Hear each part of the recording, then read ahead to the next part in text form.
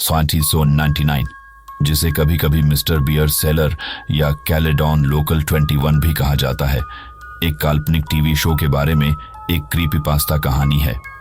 यह शो, जो कि बच्चों का टेलीविजन प्रोग्राम था और कहा जाता है कि इसे पब्लिक एक्सेस स्टेशन पर दिखाया जाता था, केवल एक छोटे से एरिया में बहुत कम लोगों के लिए टीवी पर दिखाया जाता था।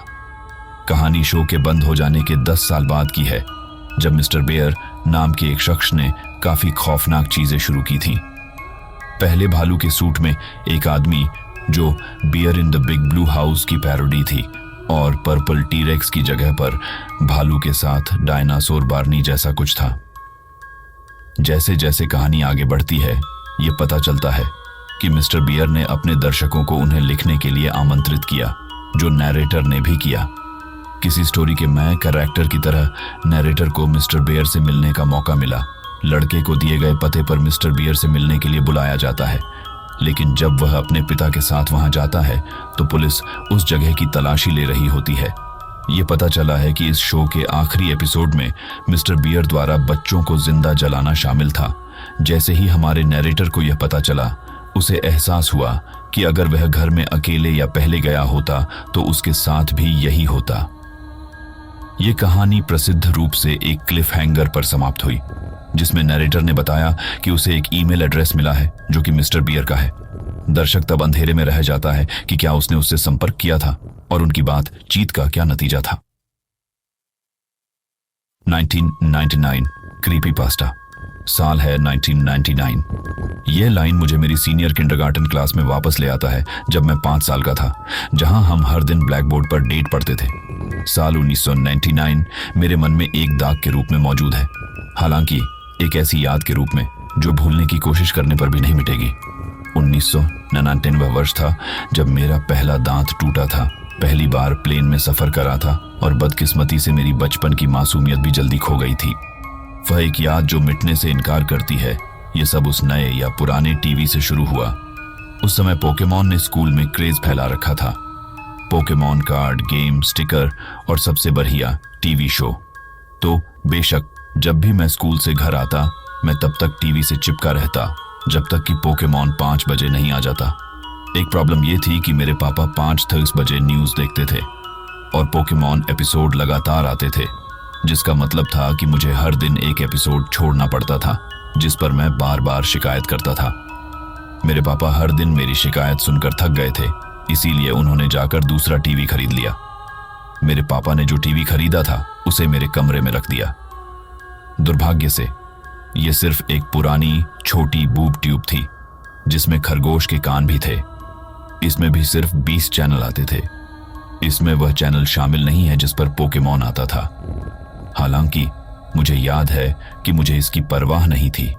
मैं बहुत एक्साइटेड था कि मेरे कमरे में मेरा अपना टीवी था। सभी चैनल्स को देखने के बाद मैंने तय किया कि केवल चैनल 2 टीवीओ किड्स ही देखने लायक था, इसलिए मैंने कुछ देर के लिए उसे देखा। फिर कुछ महीनों बाद मुझे चैनल 21 मिला। अप्रैल में एक दिन मैं चैनल्स चेंज कर रहा था और ये देखने की कोशिश कर रहा था कि पोकेमॉन आता है या नहीं।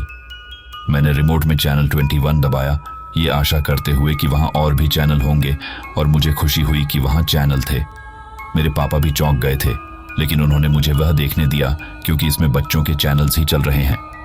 चैनल का नाम कैलेडॉन लोकल 21 था, और बाद में मुझे पता चला कि यह ओंटारियो के कैलेडॉन शहर से ब्रॉडकास्ट किया गया था, जो मेरे शहर के बहुत करीब का शहर था। कैलेडॉन लोकल 21 पर मैंने जो शो देखे वे खराब ढंग से बनाए गए लग रहे थे, और मुझे आधे समय समझ भी नहीं आता था कि उनमें क्या चल रहा था। हालांकि जैसे जैसे मैं बड़ा हुआ, जब भी मैंने उस चैनल के बारे में सोचा, मुझे और ज्यादा एहसास हुआ कि उन शोज के साथ कुछ तो खराबी थी, और मुझे खुद से पूछना पड़ा, मैं क्या देख रहा था। अब मैं आपको वह शोज और एपिसोड्स के बारे में बताता हूँ जो मैंने कैलेडॉन लोकल 21 पर देखे थे। मैं इस तरह के सीन्स को कैसे याद रख सकता हूँ, ये आज भी मुझे परेशान करता है, लेकिन मुझे लगता है कि इस तरह की चीजें कुछ समय के लिए आपके दिमाग में रहती हैं। चैनल ने केवल कुछ ही शो चलाए, शायद इसलिए कि यह केवल शाम 4:12 बजे से रात 9:12 बजे के बीच ही चालू रहता था। अप्रैल 1999 मिस्टर बियर्स सेलर एपिसोड 12। अगर आप इसे आजकल देखें तो ये बहुत ही शकी सा नाम है। शो में भालू की कॉस्ट्यूम पहने एक आदमी को दिखाया गया था जो हर दिन एक नए विजिटर को अपने तहखाने में लाता था। ये हमेशा एक बच्चा था। शो को एक कैमकॉर्डर के साथ फिल्माया गया था और ये बहुत अच्छा भी नहीं था। पुलिस ने मुझसे इस शो के बारे में बहुत सारे सवाल पूछे। इस एपिसोड की शुरुआत मिस्टर बियर के एक टेबल पर अकेले बैठकर चेकर्स खेलने से हुई। वह कुछ देर वहीं बैठकर खेलते रहने के बाद दरवाजे पर दस्तक हुई। कैमरा तब सीढ़ियों से ऊपर दरवाजे पर देख रहा था जहां एक और दस्तक हुई। मिस्टर बियर सीढ़ियों पर चढ़े और दरवाजा खोलकर दो छोटे बच्चों को दिखाया। एक मेरी उम्र का लड़का था और दूसरी 8 साल की लड़की थी। मिस्टर बियर खुशी से नाचने लगे और फिर बच्चों से बात करने लगे। मुझे याद है मैं उनमें से किसी को भी ठीक से नहीं सुन सका। मिस्टर बियर फिर बच्चों को तहखाने में ले गए जिसमें काफी अंधेरा था। केवल मेज पर एक छोटे से तेल के दिए से रोशनी हो रही थी। मुझे वास्तव में इससे अधिक कुछ याद नहीं है सिवाय इसके कि वह एक गाना गा रहा था जिसे भी मैं ठीक से नहीं सुन सका, शायद उस बड़े भालू के मास्क की वजह से। एपिसोड का अंत उनके लुका छिपी खेलने के साथ हुआ जिसमें बच्चे एक अलमारी में छुप गए और मिस्टर बियर ने गिनती शुरू कर दी। मई 1999, सूप एंड स्पून। मुझे नहीं लगता कि यह कोई शो था बल्कि यह एक स्पेशल फिल्म जैसी चीज थी। मुझे बस इतना पता है कि मैंने कुछ समय के लिए कैलेडन लोकल 21 देखना बंद कर दिया था क्योंकि मुझे लगा कि यह शो बहुत बेवकूफ़ी भरा था, खासकर तब से पोकेमॉन 430 और 5 मीनार बजे आने लगा। मुझे इसके बारे में ज्यादा याद नहीं है, लेकिन इसमें सूप का एक डिब्बा और एक चम्मच दोनों तार से जुड़े हुए आगे पीछे झूलते हुए दिखाई दे रहे थे, जैसे कि कोई उन्हें पकड़कर कैमरे के सामने लटका रहा हो। दिलचस्प बात यह है कि शो को एक बेसमेंट में शूट किया गया था जो बिल्कुल मिस्टर बियर के सेलर में इस्तेमाल किए गए बेसमेंट जैसा दिखता था। जैसा कि मैंने कहा, मुझे ज्यादा कुछ याद नहीं है। केवल एक चीज जो मुझे अच्छी तरह याद है वह है उसका एंड। पूरी चीज केवल आधे घंटे की थी और इसमें वह चीजें शामिल थीं जो मुझे बेवकूफी भरी लगी, जैसे कि चम्मच सूप को खाने की कोशिश में उसका पीछा कर रही थी। अंत में एक मेज दिखाई गई और उसके चारों ओर लगभग 7 बच्चे बैठे थे जिनमें से हर एक के सामने सूप का एक कटोरा था।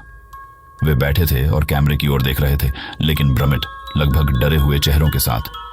फिर कैमरामैन ने बच्चों के सामने सूप का डिब्बा रखा और कहा, चम्मच तैयार है? और फिर वह बस रुक गया। जुलाई 1999, गर्मी का मौसम था और मैंने कुछ समय से चैनल 21 नहीं देखा था।